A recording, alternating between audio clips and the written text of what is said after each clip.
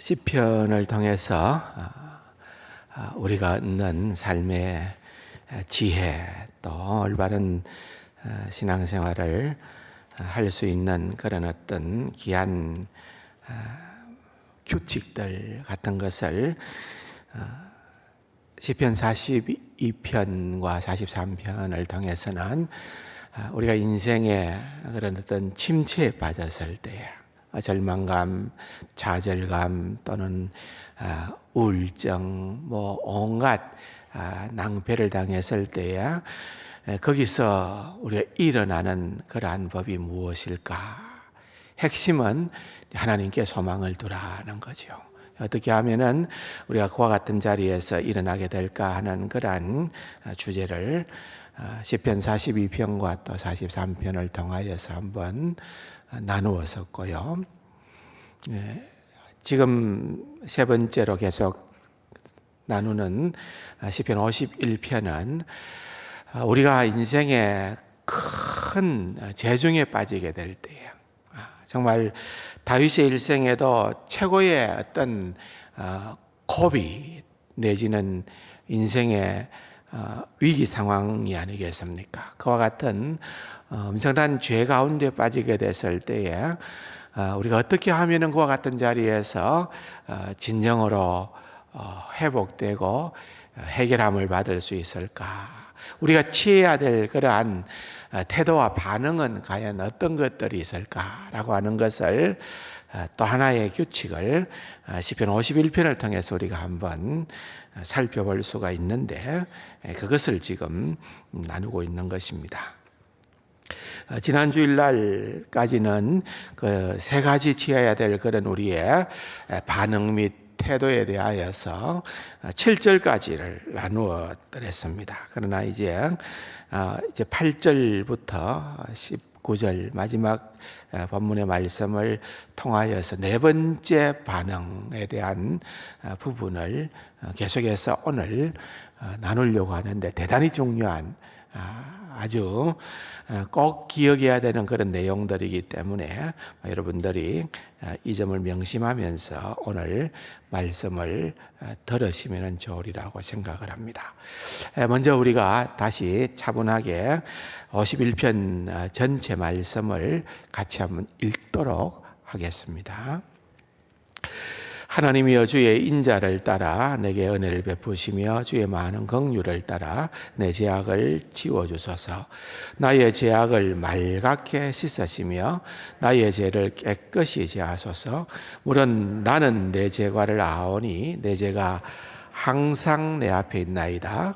내가 주께만 범죄하여 주의 목전에서 악을 행하여 사오니 주께서 말씀하실 때에 어려우시다 하고 주께서 심판하실 때에 순전하시다 하리이다. 내가 죄악 중에서 출생하였으며 어머니가 죄 중에서 나를 잉태하였나이다. 보소서 주께서는 중심이 진실함을 원하시오니 내게 지혜를 엄밀히 가르치시리이다. 우설초로 나를 정결하게 하소서. 내가 정하리이다. 나의 죄를 씻어주소서. 내가 눈보다 이리이다. 내게 즐겁고 기쁜 소리를 들려주시사 주께서 꺾으신 뼈들도 즐거워하게 하소서. 주의 얼굴을 내 죄에서 돌이키시고 내 모든 죄악을 지워주소서. 하나님이 내 속에 정한 마음을 창조하시고 내 안에 정직한 영을 새롭게 하소서. 나를 주 앞에서 쫓아내지 마시며 주의 성령을 내게서 거두지 마소서. 주의 구원의 즐거움을 내게 회복시켜 주시고 자원하는 심령을 주사 나를 붙드소서. 그리하시면 내가 범죄자에게 주의 도를 가르치리니 죄인들이 주께 돌아오리이다. 하나님이여 나의 구원의 하나님이여 피 흘린 죄에서 나를 건지소서. 내 혀가 주의 의를 높이 노래하리이다. 주여 내 입술을 열어주소서. 내 입이 주를 찬송하여 전파하리이다. 주께서는 제사를 기뻐하지 아니하시나니 그렇지 아니하면 내가 드렸을 것이라. 주는 번제를 기뻐하지 아니하시나이다. 하나님께서 구하시는 제사는 상한 심령이라. 하나님이여 상하고 통회하는 마음을 주께서 멸시하지 아니하시리이다. 주의 언택으로 시온의 선을 행하시고 예루살렘 성을 쌓으소서. 그때에 주께서 이로운 제사와 번제와 온전한 번제를 기뻐하시리니 그때 그들이 수소를 주의 제단에 드리리이다. 아멘. 범죄할 때에 우리가 취해야 될 그러한 태도 내지는 반응, 지난 주일날 먼저 세 가지를 말씀을 드렸습니다. 첫 번째는 속절없이, 그러니까 무조건 하나님과 또 하나님의 자비하심만 의지하는 것이다. 1절의 말씀을 중심으로 얘기를 했습니다. 또 두 번째로는 주님의 용서하심과 주님의 죄 씻어 주시기를 간구하는 것. 2절의 말씀을 중심으로 또 말씀을 나누었습니다. 세 번째로는 이것을 자꾸 우리의 죄를 아무리 감추려고 해도 감추어지지가 않는 거예요. 하나님은 우리의 모든 것을 알고 계시는 하나님이시기 때문에 하나님의 전지하심을 생각할 때 사실은 자신을 더욱더 면밀하게, 우리는 자신을 더 강하게 질책할 필요가 있다. 내가 죄인인데 그냥 다른 사람들과 마찬가지로, 또 다른 사람들과 비교해 볼 때 나는 그런 대로 괜찮은, 그게 아니라 우리가 하나님 앞에 솔직하게 자신의 죄를 다 내어놓는 그런 고백이 있어야 된다. 나는 심각한 그러한 죄인입니다 라고 하는 그런 고백이 필요하다는 거지요. 그래서 그러한 심각한 죄를 고백함에 있어서 적어도 5가지 측면을 제가 말씀을 드렸습니다. 항상 그 죄가 내 앞에 있나이다 라고 그렇게 생각을 하면서 그는 마음으로 그 죄를 떨쳐버릴 수가 없고, 그 죄가 언제나 하나님 앞에서 내가 범했던 그러한 죄였다는 사실을 고백을 합니다. 뿐만 아니라 하나님은 의로우신 분이십니다. 하나님은 의로우시다. 하나님께서 내게 어떤 형벌을, 어떤 저주를 내리신다 하더라도 그것은 하나님 합당합니다. 하나님은 의로우신 하나님이십니다. 하나님은 불공평하신 하나님이 아니시고, 하나님은 불의한 하나님이 아니시고, 언제나 하나님은 의로우신 그러한 하나님이십니다 라고 하는 것을 우리가 고백해야 된다는 것과, 또한 우리의 죄는 내가 모태에서 태어났을 때부터 내가 죄를 지었기 때문에 죄인이 아니라 죄인이기 때문에 우리는 죄를 지을 수밖에 없는 그런 선천성, 타고난 부패성이 있다는 거예요. 전적 타락의 교리가 여기서 나온 거죠.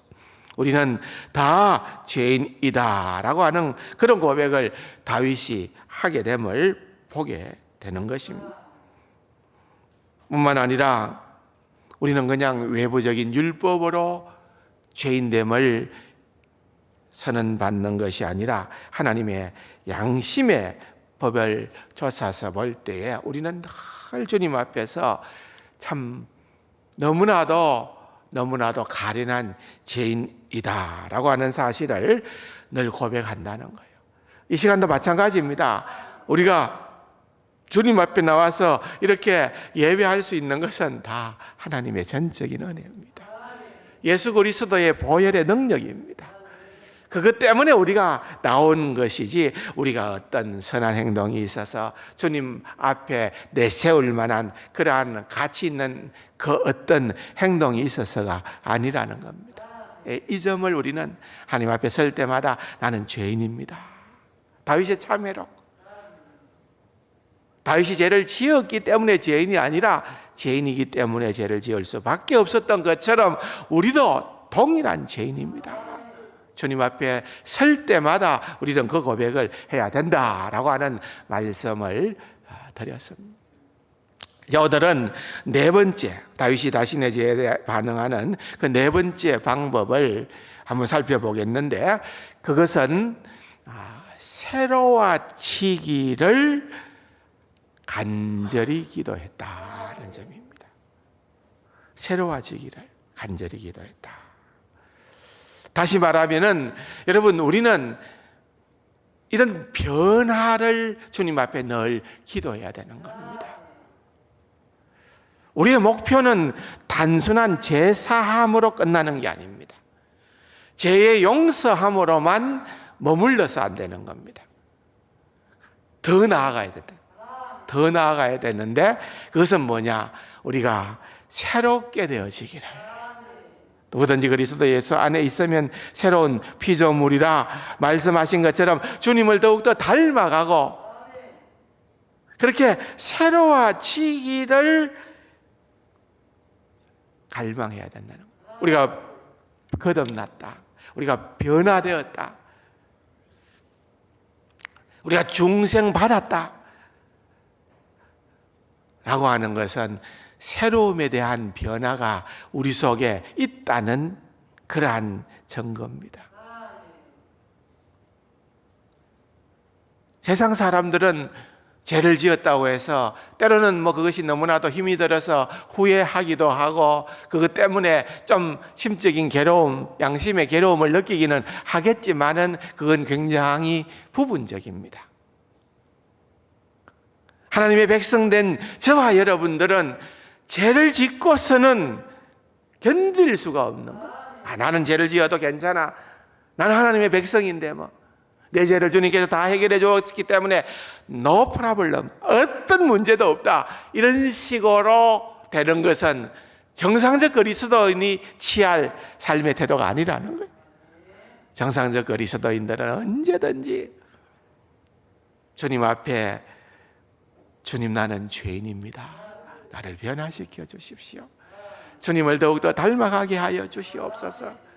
주님의 형상을 내 속에서 주님 이루어 주시옵소서. 실제적인 내 모습은 우리가 다윗보다도 나을 것이 아무것도 없습니다. 그럼에도 불구하고 우리는 이 변화에 대한 갈망, 우리에게도 나타나야 된다는 것. 그렇다고 하면은 다윗이 이제 오늘 나머지 본문을 통하여서 어떠한 변화를 추구했는가 6가지를 볼 수가 있습니다.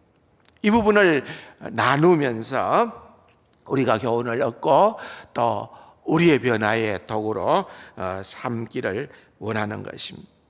새롭게 되기를 위하여서 우리가 취해야 되는 6가지 삶의 태도. 그 첫 번째는 제일 시작은요, 우리 자신을 우리가 생각할 때 하나님께서 우리를 택하여 주신 것, 하나님께서 우리를 하나님의 자녀로 삼아 주신 것, 하나님의 그 택하심을 확신시켜 달라고 다윗은 간구한 겁니다.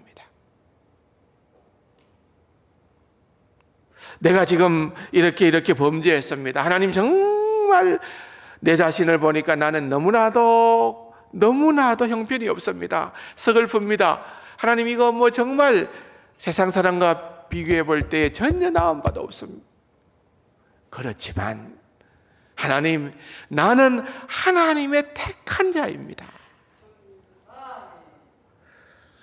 그렇게 주님 앞에서 자신의 어떠한 존재를 돌아보고 생각하는 거예요. 하나님이 이러한 것 회복시켜 주십시오. 하나님, 변화시켜 주십시오. 변화시켜 주십시오. 이 변화는 내가 하는 것이 아닙니다. 변화를 내가 당해야 되는 거예요. 변화되는 거예요. 주체는 누굴까요? 하나님이십니다. 하나님, 나를 새롭게 하여 주시옵소서.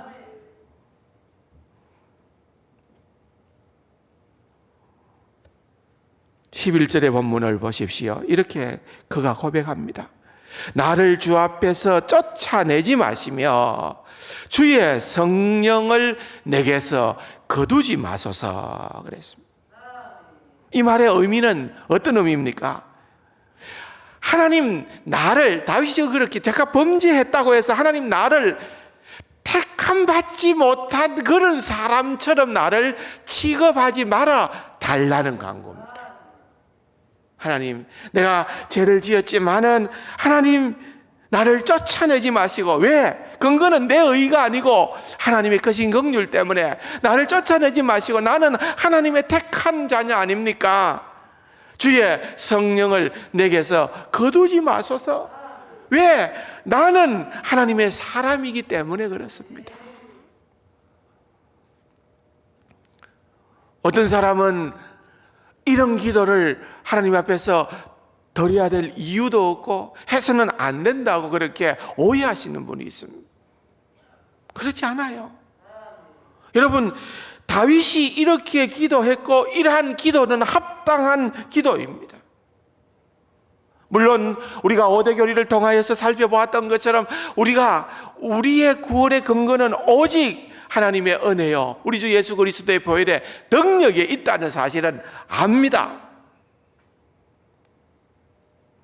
그럼에도 불구하고 여러분, 우리는 우리 자신이 어떤 모습인가를 언제나 깨닫고 알고 인정하고, 그리함으로 말미암아 우리가 때로는 넘어지기도 하고 우리가 어둠에 갇히기도 하고 범죄의 자리에 들어서기도 하고 정말 우리 인생의 최나락으로 떨어지는 그런 경우가 있다 하더라도 거기에서 우리는 이 기도를 할 수 있다는 겁니다. 주님, 나를 쫓아내지 마시고 주의 성령을 내게서 거두지 말아 주시옵소서.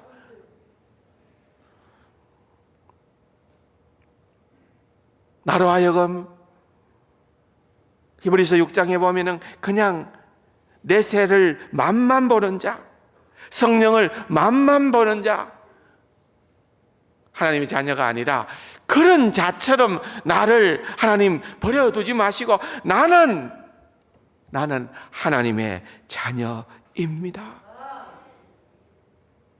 오히려 베드로서 1장 10절에 있는 말씀처럼 너희의 부르심과 택하심을 굳게 하라. 하나님의 부르심, 나를 향한 하나님의 부르심, 하나님의 나를 향한 그 택하심을 우리가 결코 흔들리지 않고 어떤 상황 가운데에서도 우리는 굳게 하는 그러한 하나님의 백성이 되어져야 한다는 겁니다.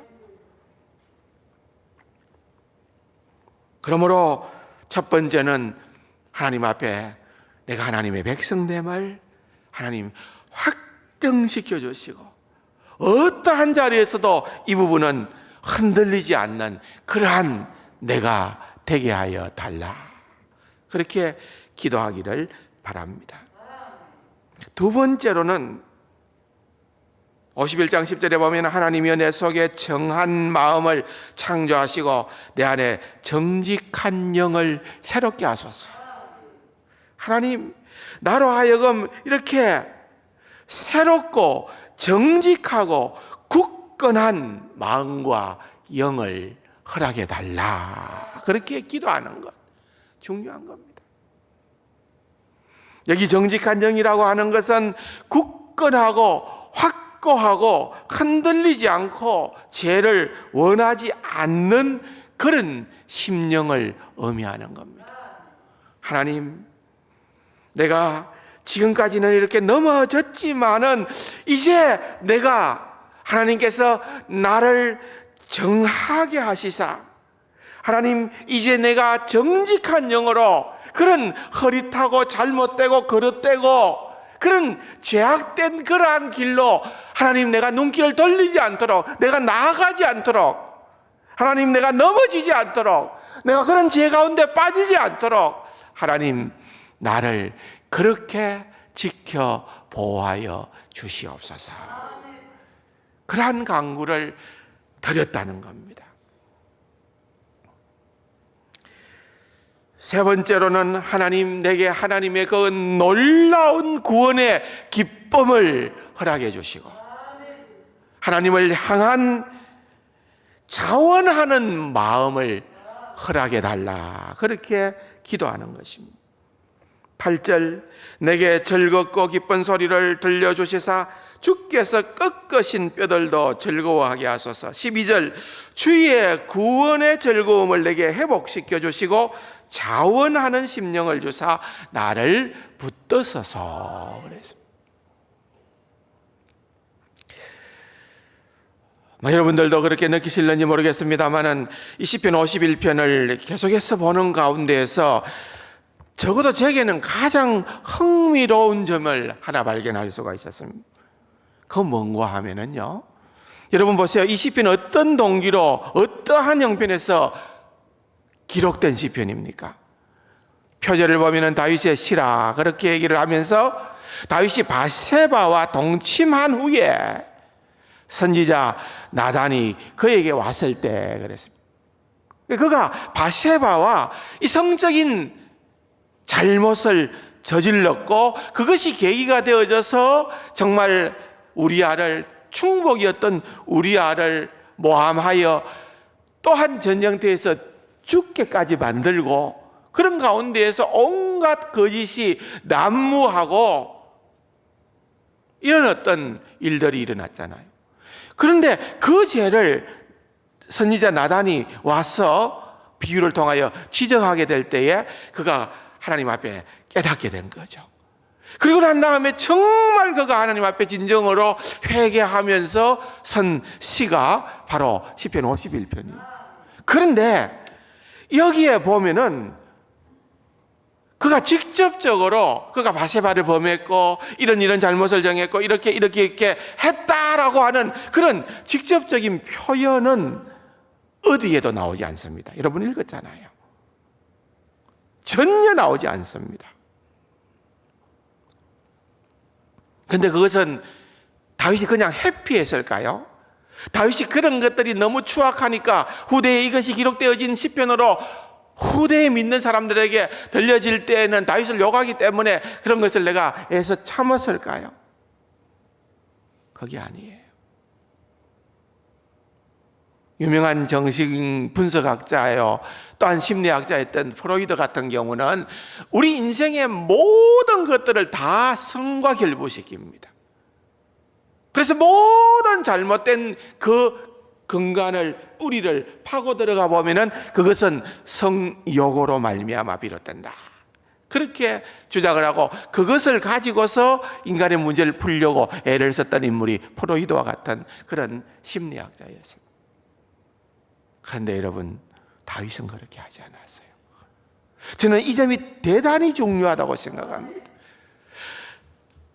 다윗은 프로이드와는 다르게 우리 인생의 가장 문제의 핵심은 우리가 죄를 짓고 우리가 이렇게 정말 말로 다 할 수 없는 그런 어떤 엄청난 어두움의 나락으로 떨어질 수밖에 없는 그 원인은, 그 핵심은, 그 뿌리는 어디에 있느냐?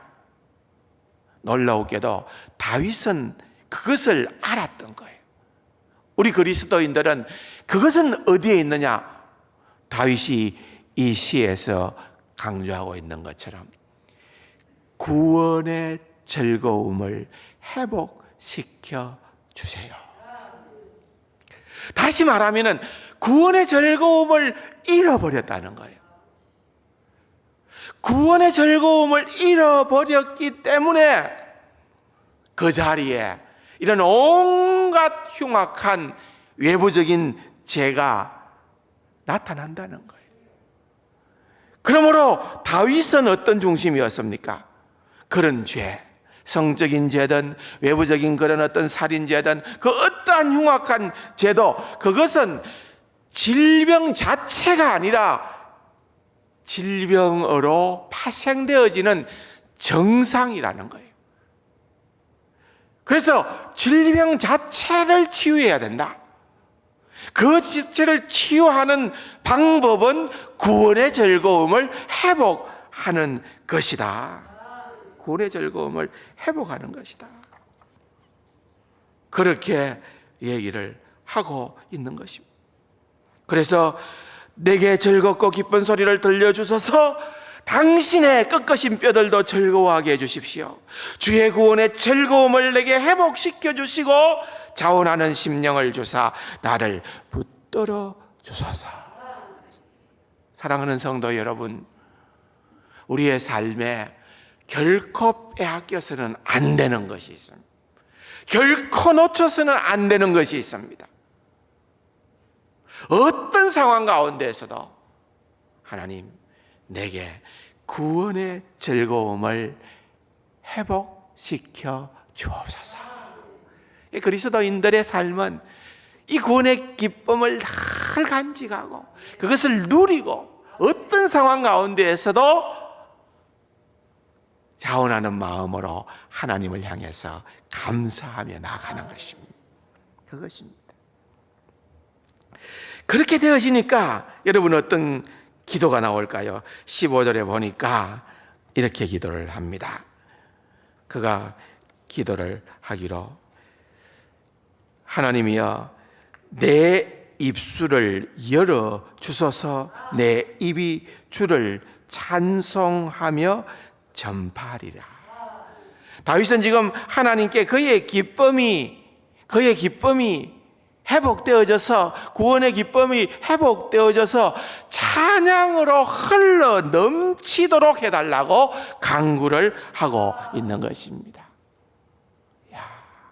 여러분, 구원의 즐거움이 회복되어지면은 여러분, 이 즐거움을 가로막는, 다시 말하면 이 즐거움으로 파생되어지는 그러한 노래, 찬양을 가로막는 장애물들을 제거해야 하는 겁니다. 그 장애물들이 우리 인생에 어디에나 복병처럼 숨어 있습니다. 그러므로 기도해야 됩니다. 하나님, 어떠하든지 간에 내 인생에 하나님을 찬양하는 이 구원의 기쁨을 소멸시키는 장애물을 하나님 제하여 주시옵소서. 하나님, 이 장애물이 내게는 큰 짐입니다. 이거 제거하여 주시되 이제는 내가 내 입을 열어서, 하나님 정말 내 입이 열리지가 않습니다. 그러나 하나님께서 하나님의 주권적인 능력으로 내 입술을 열어서, 내 입을 열어서, 내 입에서 원망이나 불평이나 다른 사람을 저주하는 그러한 언어나 그러한 말들이 아니라 내 입에서 기쁨의 노래가 터져 나오게 하여 주시옵소서. 하나님, 그렇게 살아가기를 원합니다. 그것이 용서받은 죄인들의 고백이 되어져야 한다는 것입니다.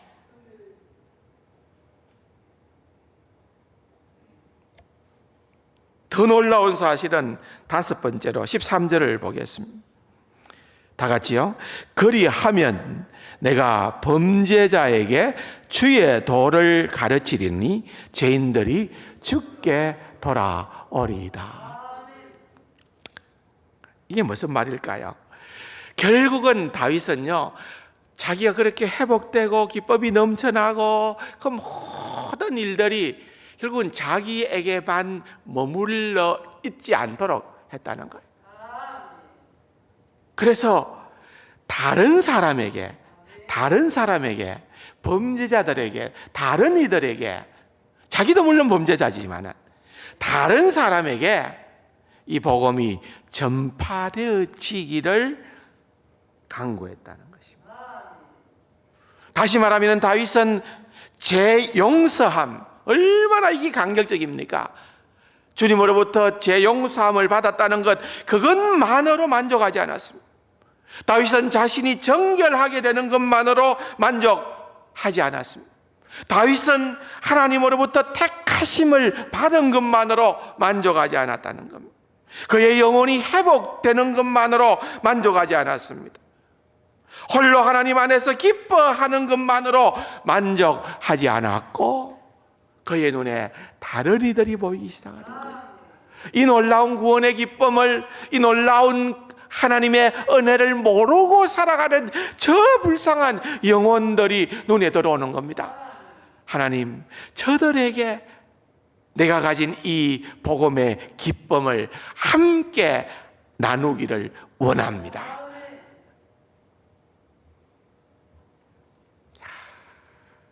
대단한 거지요.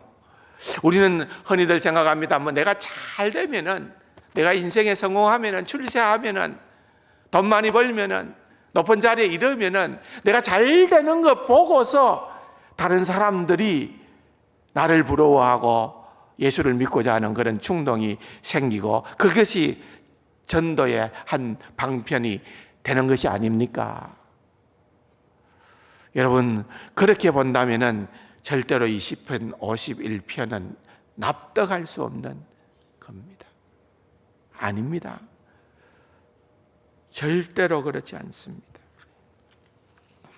우리의 어떠한 상황 가운데에서도 우리가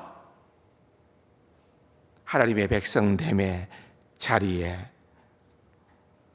기쁨을 회복하게 되면은 우리의 그 모습이 다른 사람을 향한 긍휼로, 주님의 눈길로 세상을 바라볼 수 있는 삶의 은혜와 지혜가 따르게 되어진다. 그 점입니다.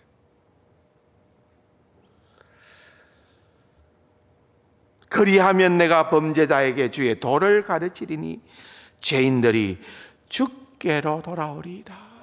하나님, 내가 비록 엉망인 인생을 살았습니다. 그러나 하나님의 긍휼하심, 하나님의 자비하심으로 말미암아 나를 도로 하나님의 백성으로, 하나님의 택한 자녀로 회복시켜 주시니 감사합니다. 제 용서 받게 하시니 감사합니다. 정결케 하시니 감사합니다. 주님 기쁨을 허락해 주심을 감사합니다. 그러나 그것으로 끝나는 게 아니라 이제 내가 누리는 이 놀라운 구원의 은혜를 나누기를 원합니다. 나누기를 원합니다. 주님, 나와 동행하시고 성령님, 나를 떠나지 말아 주시옵소서. 그렇게 고백하는 것입니다. 그리고 마지막 가장 중요한 태도, 사실은 51편의 핵심 중의 핵심이라고 볼 수 있는 것이 바로 이 부분인데요. 그것이 뭔가 하면은 자신은 정말 아무런 스스로의 자력으로는 어떠한 소망도 없는 자임을 깨닫는 거예요. 산산이 부서진 자신을 깨달아 알게 되는 거예요. 그런데 그것이 절망이 아니라 거기에서부터 소망이 비롯되어지는 것을 알게 되는 거예요. 17절 말씀입니다. 하나님이 구하시는 제사는 상한 심령이라. 하나님이여, 상하고 통회하는 마음을 주께서 멸시하지 아니하시나이다. 상하고 통회하는 심령이라는 거죠. 상한 심령으로부터 나오는 기쁨, 이게 우리가 누리는 기쁨이요, 누려야만 하는 기쁨이요, 누릴 수 있는 기쁨이라는 겁니다. 상한 심령에서 나오는 기쁨은 모든 것의 기쁨입니다. 기초입니다. 기반입니다. 내가 하나님의 자녀여, 내가 그리스도인이라 할 때에는 그 그리스도인 다움은 그 무엇에 있는 것이 아니라 나의 선행이나 나의 잘남에 있는 것이 아니라 절대적으로 내 마음의 상함과 통회함에 있다는 것을 우리는 알아야 됩니다. 결단코 우리의 인생에서 이 마음이 상하고 통회하는 것, 이것을 힘들다고 괴롭다고 건너뛸 생각을 마십시오. 건너뛸 수 없습니다. 건너뛸 수 없어요. 우리 가운데 어떤 분들은 참 나는 이런 인생에 참담한 골짜기를 지금 걸어간다라고 생각하시는 분이 있을 거고, 어떤 분들은 이제 나는 그 골짜기를 통과했고 이제는 형통한 그러한 평지길을, 대지를 걷고 있다고 생각하는 분들도 있을 겁니다. 근데요, 궁극적으로 보면은 궁극적으로 보면은 어느 한 때에만 우리에게 염려와 고통이 있고 그것을 고비를 넘기면은 그 다음부터는 만사형통과 같은 대로가 펼쳐지는 게 우리 그리스도인의 삶이 아니라는 거예요. 아니라는 거예요. 확실히 알 것은 주님 앞에 서게 되는 그날까지 여러분 우리는 한시도 마음이 상하고 통회하는 심령으로부터 벗어날 생각을 안 하는 것이 맞습니다. 안 하는 게 맞아요. 늘 그런 인생이에요, 여러분. 이게 은혜요, 이게 축복임을 아셔야 된다니까요. 하나님 이거 피하게, 건너뛰게, 넘어가게, 나는 열외로, 그게 아니라니까요. 거기에 은혜가 숨어 있다는 거예요. 거기에 하나님의 놀라운 기쁨을 담아두었다는 거예요. 그렇기 때문에 우리가 오해하지 말아야 되는 것은 상하고 통회한 마음을 가지는 것은 불행할 거다. 그 시기를 어떻게 해서든 빨리 건너뛰고 넘어가야 되겠다. 이렇게 생각하는 것은 그건 오해입니다. 그건 잘못된 생각이라니까요. 그건 사탄이 주는 생각입니다. 오히려 성경을 통하여서나 시편을 통하여서나 우리가 알아야 되는 것은 이겁니다. 한번 따라할까요? 슬퍼나, 따라합시다. 슬퍼나 늘 기뻐하는 삶. 여러분, 우리가 늘 기뻐하는 삶이라고만 해서는 안 돼요. 앞에 하나 붙는 단어가 있어요. 슬퍼나, 고통스러우나, 힘드나, 늘 기뻐하는 삶. 그래서 신약에도 보면은 항상 기뻐하라 그랬잖아요. 항상 기뻐할 일이 생기기 때문에 기뻐하라는 것이 아니라 슬퍼나 기뻐하라 이 말입니다. 슬퍼나, 괴로우나, 힘드나, 고생이 따르나, 모든 문제가 내 뜻대로 안 되나, 어떤 상황이 오나 하나님은 옳습니다.